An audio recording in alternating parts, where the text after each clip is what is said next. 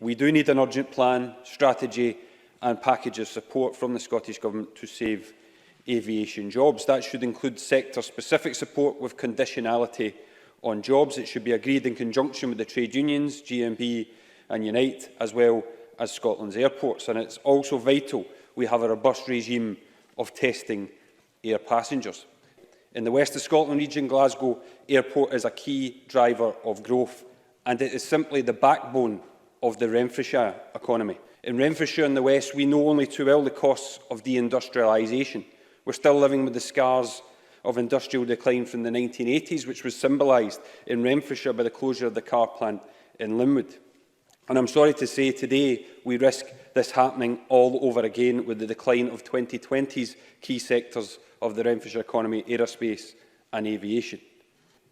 Yesterday we read that the National Manufacturing Institute Scotland has signed a lease on premises in Renfrew to develop an £11.8 million project with Boeing, looking into manufacturing processes and technology related to metallic components. That project depends on there being a future for aviation and aerospace in Scotland. 700 workers at Rolls-Royce are already losing their jobs. Many have been made redundant in the past few weeks.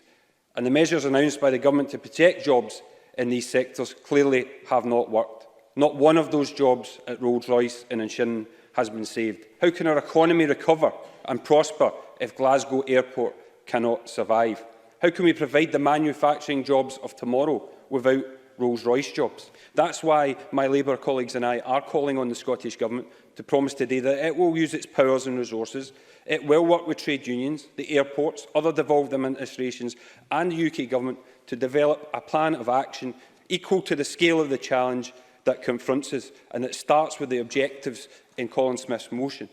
We need a plan and strategy because, despite the warm words from the First Minister, the Cabinet Secretary and the motion today, there is no meaningful plan to save airport jobs of my constituents. There is no plan or strategy to replace the airport jobs of my constituents.